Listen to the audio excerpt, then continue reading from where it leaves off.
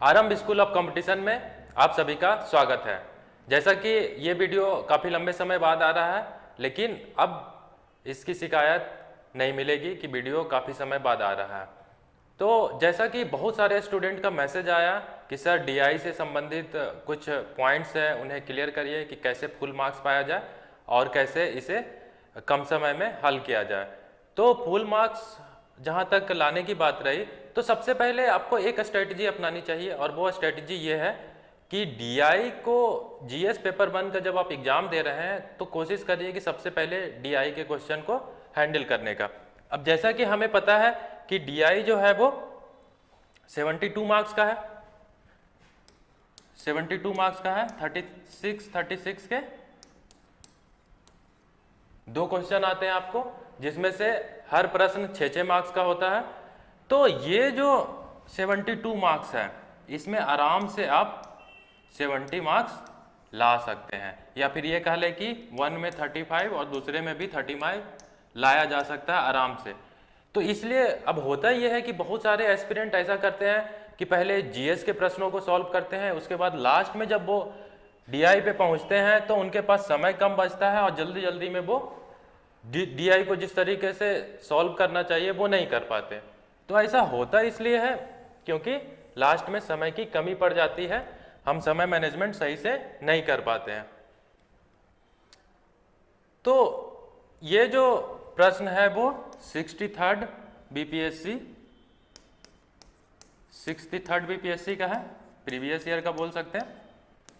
और इस प्रश्न के जरिए हम यह सीखेंगे कि डीआई को कैसे सॉल्व किया जाए और फुल मार्क्स प्राप्त किया जाए।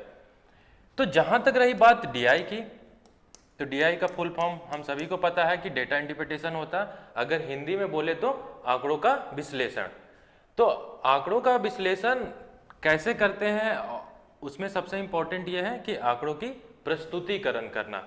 यहाँ पे जितने भी प्रश्न हैं आप देख लीजिए, ये जो सारे प्रश्न हैं 6 के 6 प्रश्न, ये विद इन 2 मिनट सॉल्व हो जाएंगे। अगर कोई एसएससी एस्पिरेंट इसे सॉल्व करता है या वनडे एग्जाम देने वाला, तो 2 मिनट्स में सारे प्रश्नों को सॉल्व कर देगा। तो जाहिर सी बात है कि एक प्रश्न 6 मार्क्स का है, तो आपको 6 मार्क्स क्यों दिए जाएंगे? जब ये 2 मिनट में सॉल्व हो रहा है तो 6 मार्क्स क्यों मिल रहे हैं आपको? तो 6 मार्क्स इसलिए मिल रहे हैं क्योंकि यहाँ पे आपकी गणितीय क्षमता की परीक्षा नहीं है, या फिर कह ले कि मैथमेटिकल कैलकुलेशन का टेस्ट नहीं है आपका। यहाँ पे टेस्ट है कि आप प्रश्न को किस तरीके से सीक्वेंस वाइज में सॉल्व करते हैं। सीक्वेंस वाइज कहने का मतलब है कि स्टेप बाय स्टेप। अब जैसे हम छोटे क्लासेज में पढ़ते थे, या फिर बोल ले कि जूनियर लेवल स्कूल में, तो एक बुक चलती थी मैथमेटिक्स का, और उस बुक का नाम था, बुक का नाम नहीं बोल सकते लेकिन उसके कवर पेज पे लिखा रहता था आओ करके सीखें। क्या लिखा रहता था? आओ करके सीखें। और स्कूल में भी हमें कैसे बताया जाता था? Step by step. राम की आयु ज्ञात करनी है, नहीं पता है तो राम की आयु x मान लेते थे, फिर राम की पिता की आयु 3y हो जाता था, तो इस तरीके से सॉल्व करते थे। तो यहाँ पे क्या है? आओ करके सीखें, जब बचपन में पढ़ते थे। अभी क्या करना है आपको कि आओ करके सीखे के साथ साथ एग्जाम में आओ करके दिखाएं, क्योंकि जब आपकी कॉपी चेक होगी तो वहां पे देखा जाएगा, वहां पे सीखा नहीं जाएगा। और जैसा कि मैं बता ही चुका हूं कि आपकी जो है वो मैथमेटिकल एबिलिटी नहीं चेक की जा रही है। अगर मैथमेटिकल एबिलिटी चेक की जाती तो आपको कैलकुलेटर दिया ही नहीं जाता। तो जानेंगे कि कैसे स्टेप बाय स्टेप सॉल्व करके हम मैक्सिमम मार्क्स गेन कर सकते हैं। तो जैसा कि हाँ, उससे पहले एक सूचना देना चाहूँगा कि अभी 68 बीपीएससी मेंस का रिजल्ट आया है, तो सभी सिलेक्टेड अभ्यर्थियों को टीम आरंभ की ओर से बहुत बहुत शुभकामनाएं, और हमारे संस्था की ओर से जो कि मुखर्जी नगर में स्थित है, ऑनलाइन और ऑफलाइन माध्यम से इंटरव्यू गाइडेंस प्रोग्राम चलाई जाएगी, और जो कि अभी कुछ ही समय में, मतलब एक वीक में स्टार्ट हो जाएगी। तो आपको वीडियो के माध्यम से सूचित कर दिया जाएगा कि हमारा प्रोग्राम इंटरव्यू वाला वो किस किस दिन में रहेगा। तो जिन अभ्यर्थियों का 68 तो बीपीएससी मेंस में किसी भी वजह से नहीं हो पाया है, उन्हें निराश होने की ज़रूरत नहीं है, क्योंकि आने वाले समय में बहुत सारे एग्जाम हैं। अभी 69 बीपीएससी मेंस है, जिसकी रिगार्डिंग मैं ये वीडियो बना रहा हूँ। तो उस पर ज़्यादा समय व्यर्थ ना करते हुए हम लोग देखते हैं प्रश्न पे। तो ये दिया हुआ है DI का, या फिर कह ले कि DI के बारे में जानकारी दी गई है, और ये हमारा ग्राफ है। ग्राफ में हमेशा एक चीज याद रखिएगा कि जो साइन है उस पर अच्छे से ध्यान देना है। कई बार क्या होता है, जल्दबाजी में हम साइन को ध्यान नहीं देते हैं, यहाँ पे महिला जनसंख्या दिया हुआ है, उसे कारों की संख्या मान लेते हैं, तो इसमें पूरा का पूरा टेबल गलत हो जाता है और उससे हमारे प्रश्न गलत हो जाते हैं। तो ये वाला जो साइन है वो देखिए पुरुष जनसंख्या का, ये कारों की संख्या और ये महिला जनसंख्या। अब देख लेते हैं कि बोल क्या रहा है। महाराष्ट्र के एक शहर में यातायात का मुख्य साधन कार है। साधन क्या है? कार है। नीचे दिए गए लेखा चित्र, दैट मीन्स कि ये लेखा चित्र में जनसंख्या वृद्धि तथा कार प्रयोग करने की वृत्ति को अवधि 2011 से 16 तक के लिए दर्शाया गया है। ठीक है, समझ गए कि 2011 से 16 तक, जैसा कि यहाँ पे लिखा हुआ 2011 से 16 तक दर्शाया गया है। लेखा चित्र का अध्ययन कीजिए तथा उसके नीचे दिए गए प्रश्नों का उत्तर दीजिए। लेखा चित्र का अध्ययन करते हुए हमें इन 6 प्रश्नों के उत्तर देने हैं और 1 प्रश्न 6 मार्क्स का है।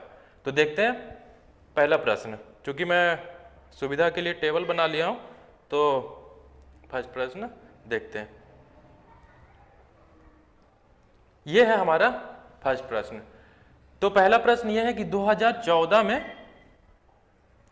पहला प्रश्न यह है कि 2014 में कुल कारों की संख्या का 30% प्रयोग महिलाओं ने किया, तो प्रति महिला कितनी कारों का प्रयोग 2014 में किया गया। अब यहाँ पे कीवर्ड पे ध्यान देना है कि पहला तो कीवर्ड है 2014, वर्ष 2014, और दूसरा कीवर्ड है कि 30% कारों का प्रयोग महिलाओं के द्वारा किया गया। अब पूछा यह जा रहा है कि प्रति महिला 2014 में कितनी कारों का उपयोग किया गया। तो देख लेते हैं, वेरी इजी है। इसके लिए हम सबसे पहले ये करेंगे कि आप हमेशा एक चीज का ध्यान रखेंगे प्रैक्टिस करते समय, जब भी आप DI के प्रश्नों की प्रैक्टिस करते हैं, कि जो भी प्रश्न दिया गया हुआ है उसे लेखा चित्र, जो हमारे पास ग्राफ था जो मैंने स्टार्टिंग में आपको दिखाया, उसकी मदद से एक टेबल बना लेंगे, जिसे सारणी बोलते हैं। सारणी बना लेंगे, क्योंकि ये जब सारणी आप बनाएंगे ना तो 3 मार्क्स आपको सारणी बनाने के मिल जाएंगे और ज्यादा समय नहीं लगेगा, 1 से 1.5 मिनट, या मान लीजिए कि 2 मिनट लगेंगे 2 मिनट प्रश्न को सॉल्व करने में, मतलब टोटल 4 मिनट हार्डली लगेंगे आपके। तो रेखा चित्र को सारणी में परिवर्तित करने पे, तो सारणी पर यहाँ पे मैंने मेल पॉपुलेशन भी निकाल दिया। अब चाहे तो, क्योंकि मेल पॉपुलेशन का पूछा नहीं है तो नहीं भी निकाला जा सकता है। चूंकि 6 मार्क्स लाने हैं, तो अगर आपको लगता है कि टेबल में दे देना चाहिए जगह, तो आप दे दीजिए, उससे कोई इशू नहीं है। चाहे तो आप नहीं भी दे सकते हैं। तो यहाँ पे फीमेल पॉपुलेशन और ये नंबर ऑफ कार्स है। अगर हिंदी में लिखेंगे तो महिला जनसंख्या और कारों की संख्या पूछा है 2014 में। तो 2014 में देख लेते हैं कि महिला जनसंख्या 60,000 है और कारों की संख्या 75,000 है। ये कुल कारों की संख्या है, याद रखिएगा। ठीक है, तो अब यहां पे क्या लिखेंगे? सबसे पहले लिखेंगे 2014 में कारों की कुल संख्या इक्वल टू कितना है? 75,000। डिजिट लिखते समय हमेशा ध्यान रखेंगे कि जैसे अगर गणना करते हैं इकाई दहाई सैकड़ा, सैकड़ा के बाद 0 लगता है, उसी प्रकार से सैकड़ा के बाद कॉमा लगता है, उसी प्रकार से कॉमा लगाते चलेंगे। तो 2014 में कारों की कुल संख्या कितना है? 75,000, 75,000। 30% प्रयोग महिलाओं के द्वारा किया गया, तो क्या लिखेंगे? 2014 में कारों की कुल संख्या का 30% प्रयोग महिलाओं के द्वारा किया गया, महिलाओं के द्वारा इक्वल टू क्या हो जाएगा? 75,000 इंटू 30/100। कहीं भी कट नहीं लगाना है कि जैसे हम लोग 9th-10th में प्रश्न को, मैथमेटिक प्रश्न को सॉल्व करते थे तो 0 से 0 कैंसिल आउट कर देते थे, वो काम नहीं करना है। तो करना क्या है? तो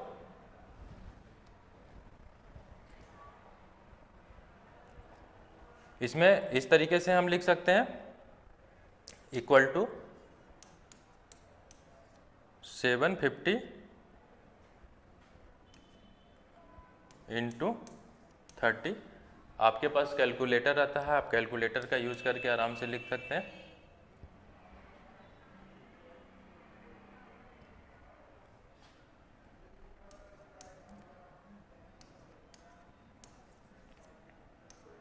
ठीक है, तो इतनी कारों का उपयोग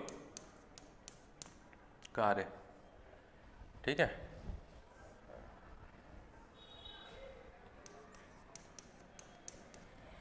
तो 22,500 कारें 2014 में महिलाओं के द्वारा प्रयोग किया गया। अब पूछा जा रहा है प्रश्न में कि प्रति महिला 2014 में कारों का प्रयोग कितना किया गया, तो क्या लिखेंगे 60,000।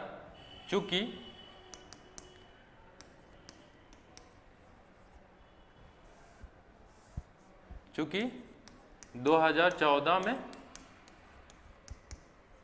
60,000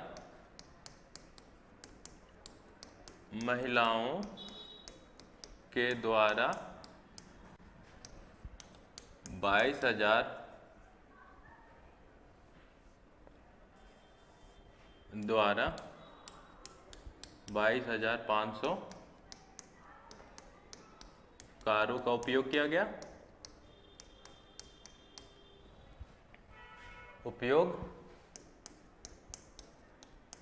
गया। इसलिए 2014 में एक महिला के द्वारा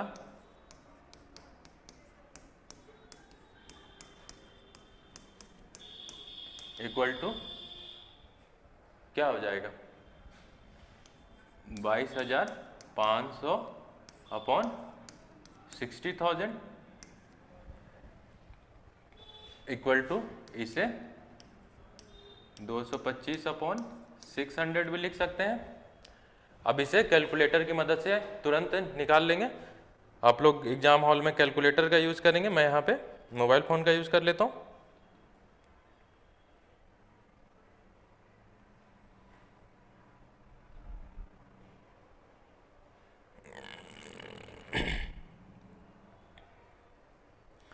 तो क्या है 225 डिवाइडेड बाई 600, तो यहाँ पे आ जाएगा 0.37 कारें।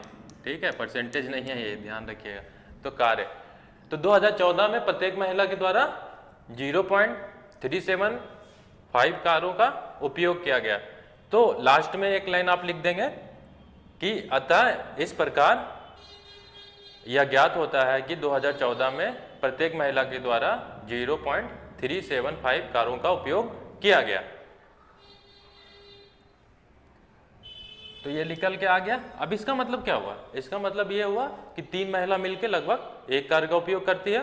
तो इस प्रकार से पूरे स्टेप बाय स्टेप सॉल्व करेंगे, और अगर कहीं भी आपको दिक्कत हो रही है तो कमेंट करके बताइए, उस पर आपकी क्वेरी को सॉल्व कर दी जाएगी। इस प्रकार से सॉल्व करिए, आपके फुल मार्क्स मिलेंगे। क्वेश्चन नंबर 2 पे आ जाते हैं।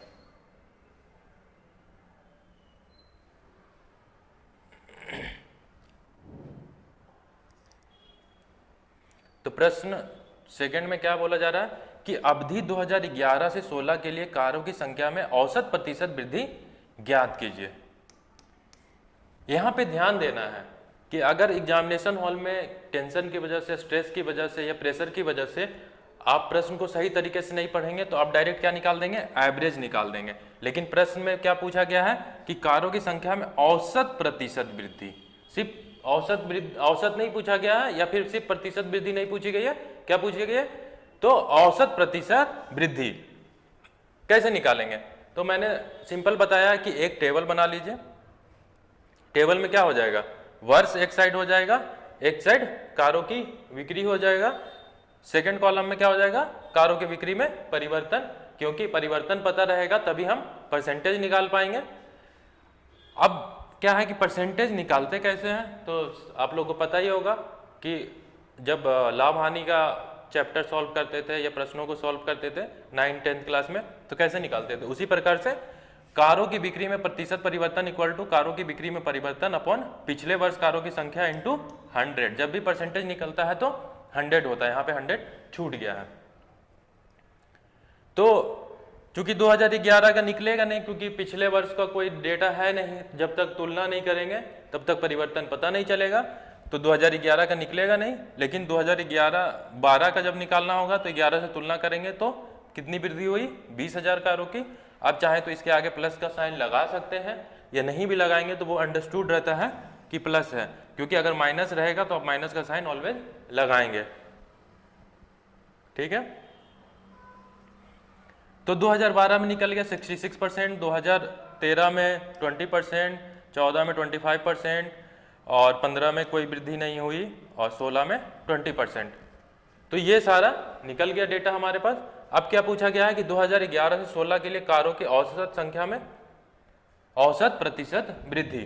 तो यहाँ पे सेम लाइन को लिखेंगे, 2011 अवधि 2011 से 2016 के लिए कारों की संख्या में औसत प्रतिशत वृद्धि इक्वल टू औसत प्रतिशत वृद्धि इक्वल टू ये जो टोटल परसेंटेज निकाले हैं।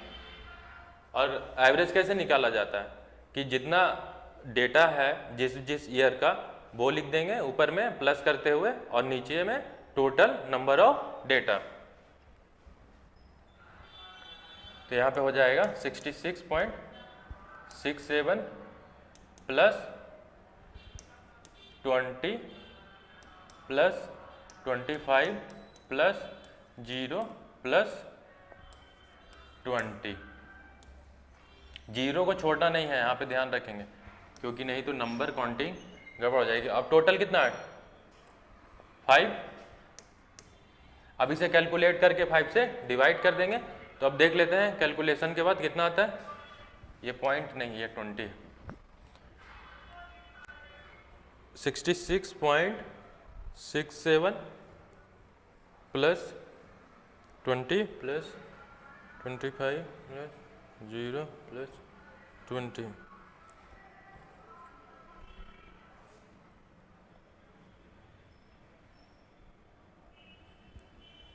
इक्वल टू 131.67 अपॉन 5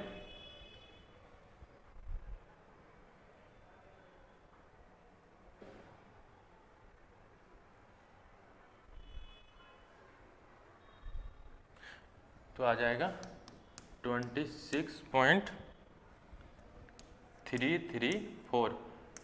जितना पूरा डिजिट निकल के आ रहा है पूरा का पूरा डिजिट लिखेंगे 26.334, क्योंकि कैलकुलेटर इसीलिए प्रोवाइड करवाई गई है आपको कि कोई भी डिजिट छोड़ा ना जाए। तो कितनी वृद्धि हो गई 26.44।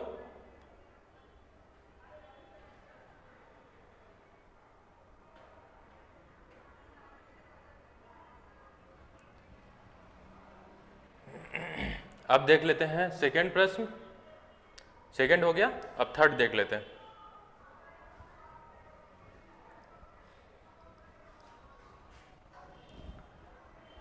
थर्ड में क्या बोला जा रहा है, ये जो हमारा ग्राफ है वो थोड़ा सा छिप गया, कोई नहीं।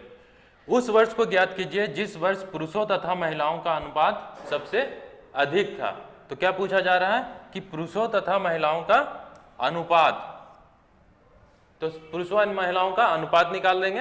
अनुपात निकालने के लिए क्या करते हैं कि जो पुरुष की जनसंख्या है, और इसमें चूंकि पुरुष और महिला का अनुपात पूछा जा रहा है इसलिए पुरुष की जनसंख्या डिवाइडेड बाय महिला की जनसंख्या, तो अनुपात निकल जाएगा। तो इस प्रकार से एक टेबल बना लेंगे, इधर वर्ष और इधर पुरुष अनुपात महिला लिख देंगे। अगर इसे पुरुष अपॉन महिला भी लिखते हैं तो सेम चीज रहेगा, लेकिन इस तरीके से लिखेंगे। यहाँ पे टेबल में देखिए कि 50,000 डिवाइडेड बाय या अपॉन 15,000 है, तो इसे आप जब टेबल बनाएंगे तो इसे इस प्रकार से लिखेंगे।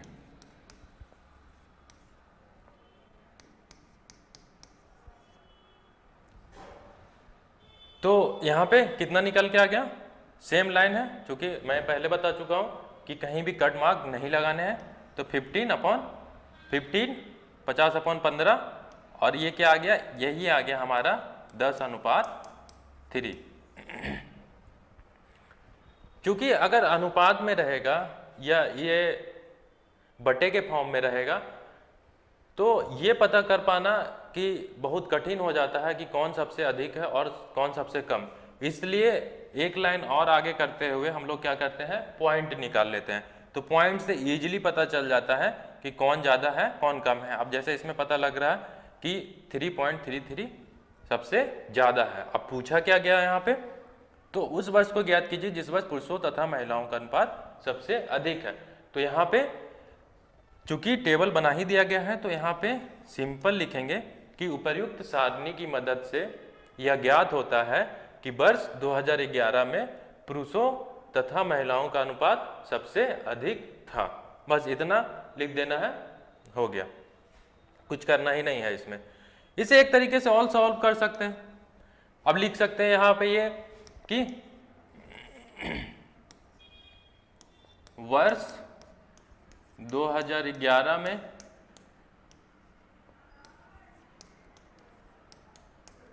पुरुषों तथा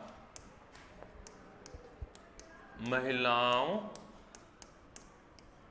का अनुपात इक्वल टू पुरुष जनसंख्या 50,000, महिला जनसंख्या 15,000 या 15,000, सेम चीज आ जाएगा 50/15। फिर पॉइंट में आगे निकालेंगे तो 3.33। ये हर लाइन में करना पड़ेगा। फिर निकालना पड़ेगा वर्ष 2012 का। तो इस तरीके से करने से क्या होगा ना कि जब वो कॉपी चेक होगा तो पढ़ने वालों को थोड़ा सा लगेगा कि हाँ पूरे प्रश्न एक पेज में सॉल्व हो रहे हैं, कोई दिक्कत नहीं है इसमें। लेकिन अगर इसमें आपको 4 या 4.5 मार्क्स मिलेंगे तो इस टेबल के जरिए आप सॉल्व करते हैं तो 5.5 मार्क्स मिलेंगे। ये डिफरेंस है, क्योंकि एग्जामिनेशन हॉल में चीज़ों को आप कैसे प्रेजेंट करते हैं उससे आपके व्यक्तित्व का पता चलता है कि आप कितने सुलझे हुए हैं, कितनी अच्छी तरीके से अंडरस्टैंड कर रहे हैं, प्रश्न को समझ पा रहे हैं।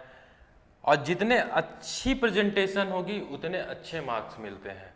आज के समय में आप देखते हैं कि जब भी कोई पीसीएस का रिजल्ट आता है या यूपीएससी का रिजल्ट आता है तो मोस्टली टेक्निकल बैकग्राउंड वाले या वोकेशनल बैकग्राउंड वाले सेलेक्ट होते हैं। उसके पीछे का रीज़न ये है कि उनकी प्रेजेंटेशन स्किल बहुत अच्छी होती है, कि वो प्रश्न को बहुत अच्छे तरीके से प्रेजेंट करते हुए उसका आंसर लिखते हैं।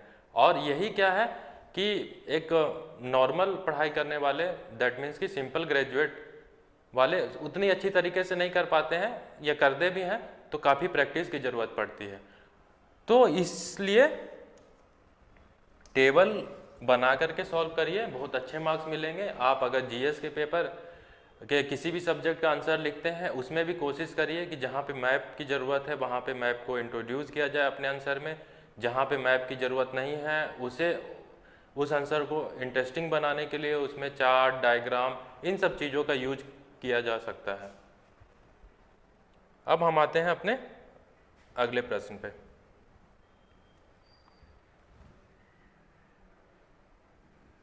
अब ये है हमारा नेक्स्ट प्रश्न। यदि वर्ष 2012 में 60% कारें पुरुषों द्वारा उपयोग की गई तो वर्ष 2012 में कार प्रयोग करने वाले पुरुषों तथा महिलाओं का प्रतिशत क्या है। तो इसमें टेबल की जरूरत नहीं है, इसलिए इसे हम सिंपल तरीके से हल करेंगे। लिखेंगे वर्ष 2012 में कारों की कुल संख्या इक्वल टू कितना आ जाएगा, यहाँ पे देख लेते हैं। वर्ष 2012 में कारों की कुल संख्या 50,000, 50,000। अब पूछा यह गया है कि यदि वर्ष 2012 में 60% कारें पुरुषों द्वारा उपयोग की गई तो वर्ष 2012 में, यहाँ से लिखते हुए वर्ष 2012 में 60% कारें मैं पूरी लाइन नहीं लिख रहा हूं, लेकिन आप पूरी लाइन लिखेंगे कि वर्ष 2012 में 60% कारें पुरुषों द्वारा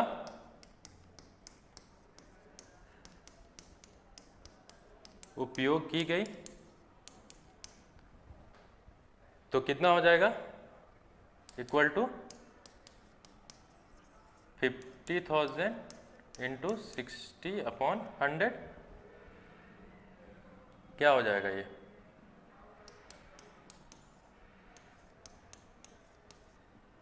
इक्वल टू 30,000। तो 30,000 वर्ष 2012 में 30,000 कारें पुरुषों द्वारा उपयोग की गई। टोटल कारें कितनी है, 50,000। तो इस प्रकार हम निकाल सकते हैं कि अतः महिलाओं द्वारा उपयोग की गई कार, इसे दो तरीके से निकाला जा सकता है। जब हमें पता है कि 60% कारें पुरुषों द्वारा उपयोग की गई, तो 100 - 60 कर देंगे, तो 40% कारें महिलाओं के द्वारा उपयोग की गई। तो फिर यहाँ पे इसी तरीके से कर सकते हैं कि 50,000 इंटू 40/100, तो महिला का निकल जाएगा। या फिर दूसरा तरीका ये है, क्या था, महिलाओं द्वारा 2012 में प्रयोग की गई कारें इक्वल टू 50,000 माइनस 30,000। 30,000 इसलिए क्योंकि पुरुषों द्वारा उपयोग की गई है 30,000, तो महिलाओं के द्वारा 20,000 कारें उपयोग की गई हैं। 2012 में महिला जनसंख्या कितनी है, 30,000।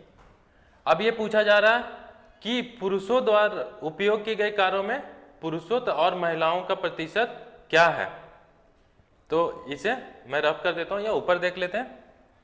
तो चूंकि 2012 में इस प्रकार लिखेंगे, 2012 में पुरुषों द्वारा उपयोग की गई कारों का प्रतिशत, 2012 में पुरुषों द्वारा उपयोग की गई कारों का प्रतिशत इक्वल टू क्या हो जाएगा, परसेंटेज कैसे निकालते हैं कि जितना नंबर ऑफ कार है और जितने नंबर ऑफ पॉपुलेशन है, अगर मेल पॉपुलेशन है तो मेल पॉपुलेशन या फीमेल पॉपुलेशन है तो फीमेल पॉपुलेशन लिखेंगे। तो पुरुषों द्वारा कितनी कारों का उपयोग किया गया, 30,000। 2012 में पुरुषों की संख्या कितनी है, यहाँ पे दो लाइन और आपको लिखना पड़ेगा। वो ये लिखना पड़ेगा कि 2012 में पुरुषों की जनसंख्या 70,000 है। ये पूरी लाइन आप लिखेंगे, 2012 में पुरुषों की जनसंख्या इक्वल टू 70,000। उसी प्रकार 2012 में महिलाओं की जनसंख्या इक्वल टू 30,000, 30,000। तो मेल 70,000, फीमेल 30,000। तो अब यहाँ पे निकाल रहे हैं पुरुषों द्वारा उपयोग की गई कारों का प्रतिशत, तो क्या हो जाएगा 30,000/70,000, और परसेंटेज निकालने के लिए 100 से मल्टीप्लाई कर देते हैं, तो क्या हो जाएगा 3/7 इंटू 100, या फिर बोल सकते हैं 300/7। अब फिर से कैलकुलेटर का यूज कर लेते हैं।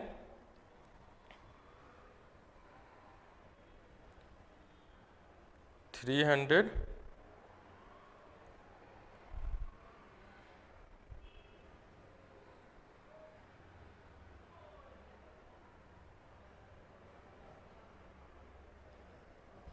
कितना आ गया, इक्वल टू 42.857%। यह हो गया पुरुषों द्वारा उपयोग की गई कार। अब उसी प्रकार से महिलाओं द्वारा निकाल लेंगे। तो महिलाओं द्वारा उपयोग की गई कार मैं सिंपल लिख देता हूँ, ये लाइन को पूरी लिखेंगे आप कि 2012 में महिलाओं द्वारा उपयोग की गई कारों का प्रतिशत इक्वल टू टोटल कार कितना है महिला का 20,000।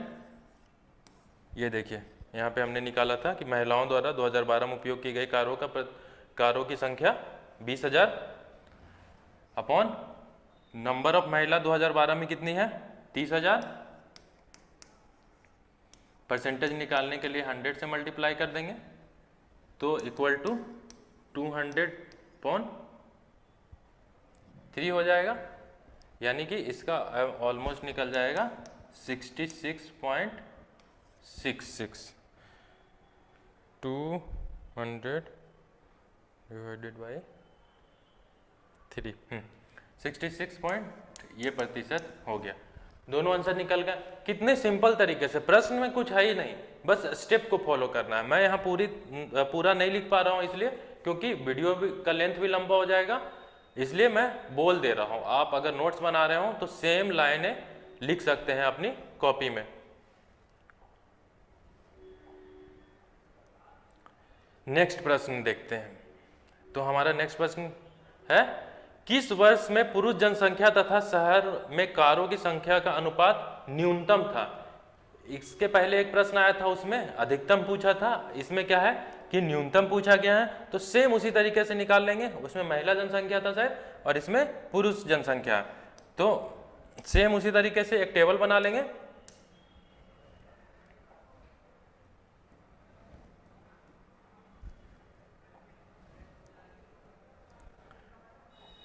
एक टेबल बना लेंगे, वर्ष, पुरुष जनसंख्या, कारों की संख्या, अनुपात। अनुपात कैसे निकाला जाता है आप लोग को बता दिया गया कि पुरुष जनसंख्या कारों की संख्या से डिवाइड करेंगे तो अनुपात निकल जाएगा।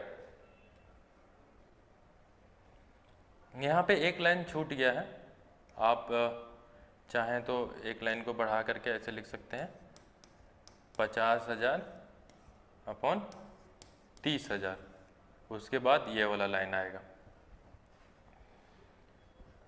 तो क्या हो जाएगा कि ये 5:3, 7:3, अनुपात पूछा है तो सारा अनुपात निकाल लिया गया। अब जैसा कि मैं पिछले क्वेश्चन में बताया हूं कि अनुपात से ये नहीं पता चलता है कि कौन न्यूनतम है और कौन अधिकतम है, तो उससे एक स्टेप आगे बढ़ते हुए क्या करेंगे हम लोग, पॉइंट में निकाल लेंगे। कैलकुलेटर है, तुरंत विदिन अ सेकेंड पॉइंट में निकल जाएगा आंसर।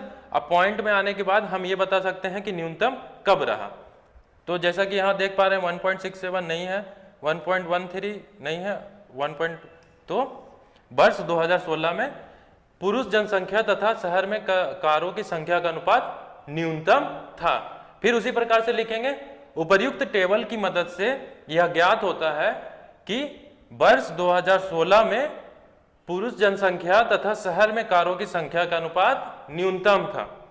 एक और मेथड वही सेम है कि आप एक एक लाइन में लिखते जाइए, फिर उसे सॉल्व करते जाइए, सेम काम करना है, बट इसमें मार्क्स आपको ज्यादा मिलेंगे क्योंकि टेबल, आप खुद से सोचिए कि यहां पे मैं लिखता हूं वर्ष 2011 में पुरुष जनसंख्या तथा शहर में कारों की संख्या का अनुपात, फिर उसे क्या करूंगा 50,000/30,000, तो सेम 6-7 लाइन में आंसर आएगा। और कोई भी जो कॉपी चेक करेगा वो काफी बोर हो जाएगा कि डेटा को रीड करना पड़ रहा है, मतलब खोजना पड़ रहा है। तो डेटा को ऐसा प्रेजेंट करना है कि खोजना ना पड़े। तो क्या हो जाएगा, प्रस्तुतिकरण देना है। जैसा कि मैं पहले ही बता चुका हूं कि प्रस्तुतिकरण इतनी अच्छी होनी चाहिए कि एक झटके में भी अगर कोई पढ़े या एक नजर उस पर डाले तो उसे सारी चीजें समझ में आनी चाहिए। मेंस आंसर राइटिंग जो होती है वो सिंपल होनी चाहिए। क्यों सिंपल होनी चाहिए? क्योंकि एक कॉमन लेमैन भी आपके आंसर को पढ़े तो उसे इजीली समझ में आ जाए कि हाँ आप कहना क्या चाह रहे हैं, बताना क्या चाह रहे हैं। क्यों? क्योंकि आप अधिकारी बनने वाले हैं और अधिकारी जो है वो किसे हैंडल करेगा, जैसे बोला जाता है इंग्लिश में पब्लिक सर्वेंट। तो पब्लिक सर्वेंट है तो हमारी रिस्पॉन्सिबिलिटी पब्लिक के लिए है कि पब्लिक के वेलफेयर के लिए स्कीम बनाया जाए, सारी चीजें की जाए। तो इसलिए चीजों को कॉमन लेमैन के लैंग्वेज में रखेंगे। नेक्स्ट प्रश्न पे आ जाते हैं। नेक्स्ट प्रश्न है 2011 से 2016 तक शहर में कारों की संख्या का कितने प्रतिशत की वृद्धि हुई, दैट मीन्स कि कितने प्रतिशत इंक्रीज हुआ। सिंपल है कि वर्ष 2011 में कारों की संख्या निकाल लेंगे, तो वैसे लिखेंगे वर्ष 2011 में कारों की संख्या इक्वल टू, कार का कौन सा साइन है, ये है 2011 में 30,000 और 2016 में फिर उसी प्रकार से लिखेंगे, 2016 में सेम लाइन लिखेंगे, बस 2016 में कारों की संख्या इक्वल टू, कारों की संख्या इक्वल टू 90,000। अब जैसा कि पहले मैं बता चुका हूं कि परसेंटेज वृद्धि निकालना है और लाभ हानि में क्या करते थे कि लाभ प्रतिशत निकालना होता था या हानि प्रतिशत निकालना होता था। यहाँ पे प्रतिशत वृद्धि निकालना है, सेम है, लाभ प्रतिशत निकालना है। तो क्या करेंगे कि 2016 में, अतः एक लाइन और लिख दीजिए क्योंकि ये काफ़ी इजी प्रश्न है और इसमें 6 नंबर अगर लाने हैं तो थोड़ा सा चीज़ों को आसान बनाना होगा। आसान बनाने के लिए क्या करेंगे, यहाँ पे लिखेंगे कि वर्ष 2011 से 2016 में कारों की संख्या इस तरीके से प्रतिशत वृद्धि इक्वल टू वर्ष, यहाँ पे ये लिखेंगे वर्ष 2016 में कारों की संख्या माइनस वर्ष 2011 में कारों की संख्या। पूरी लाइन लिखनी है। अभी जैसे मैं पहले बता रहा था कि कोई भी अगर कॉमन लेमन पढ़े तो ये समझ जाए कि प्रतिशत वृद्धि निकाली कैसे गई है, तो ये लाइन लिख देने से आपके 1 नंबर बढ़ जाएंगे। तो यहाँ पे और नीचे में क्या हो जाएगा कि जैसा कि मैं पहले बताया हूँ कि जो बेस ईयर रहता है वो नीचे आ जाएगा क्योंकि बेस ईयर पे हम निकाल रहे हैं। तो बेस ईयर क्या है 2011, तो वर्ष 2011 में कारों की संख्या। बस ये लाइन आपको ऐड करना है। नंबर कम आने के पीछे का रीजन यही होता है कि हम 2 लाइन में हल करके चले आते हैं। हम तो सोचते हैं कि हाँ हमने तो आंसर निकाल दिया, मार्क्स पूरे मिलने चाहिए। अब ये लाइन से आंसर आ रहा है तो इसके 6 मार्क्स क्यों मिलेंगे, आप खुद से सोचो। क्यों नहीं मिलेंगे? क्योंकि आंकड़ों की प्रस्तुतिकरण नहीं सही है। आप प्रतिशत वृद्धि निकाल रहे हो तो कैसे निकाल रहे हो, कैसे पता कि आपने प्रतिशत वृद्धि निकाला? तो उसके लिए फॉर्मूला भी तो लिखना होगा। तो हमने फॉर्मूला लिख दिया। अब इसमें सिंपल सा पुट कर देंगे 90,000 माइनस कितना है 2011 में 30,000 अपॉन 30,000 इक्वल टू 60,000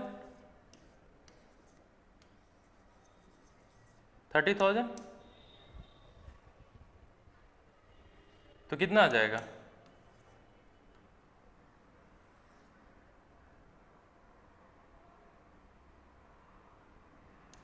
दो 200%। यहाँ पे एक चीज छूट गया है, क्या है वो? यहाँ पे 100 भी निकलना है, लिखना है। क्यों? क्योंकि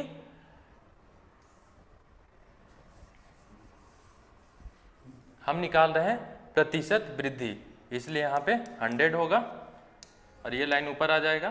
तो 60,000 30,000 इंटू 100। तो इसे इस तरीके से लिख सकते हैं 6/3 इंटू 100 कितना हो जाएगा 200%। अब एक लाइन और आगे लिखेंगे कि वर्ष 2011 से 16 तक शहर में कारों की संख्या में 200% की वृद्धि हुई। बस खत्म। तो ये सारे 6 प्रश्न सॉल्व हो गए। बस आप जब प्रैक्टिस करें तो प्रश्नों को इसी तरीके से सॉल्व करें। एग्जामिनेशन हॉल में इसी तरीके से सॉल्व करना है, आपको फुल मार्क्स मिलेंगे। 72 मार्क्स का आता है और इजीली इसमें 65 to 70 लाया जा सकता है। बहुत सारे ऐसे एस्पिरेंट्स हैं जिनका 70 में 70 मार्क्स आता है, इसलिए जीएस पेपर का मार्क्स बढ़ जाता है 190 200 इस तरीके से मार्क्स आता है। तो बस इसका ध्यान रखें। अगर आपको ये वीडियो पसंद आया है तो इसे शेयर, सब्सक्राइब और लाइक करें, अपने दोस्तों तक पहुँचाएँ। और अगर आपको GS 1 पेपर से रिलेटेड किसी भी टॉपिक पे वीडियो चाहिए, निबंध से रिलेटेड वीडियो चाहिए, तो आप कमेंट करके हमें बताएं। हम उस पर, हमारी टीम की ओर से उस पर वीडियो बनाने की कोशिश की जाएगी और आपको हर चीज़ डिटेल में बताई जाएगी कि हाँ प्रश्न को सॉल्व कैसे करते हैं और आने वाले प्रश्नों की संभावना कौन सी है। तो इस प्रकार इस वीडियो को हम यहीं समाप्त करते हैं। Thank you.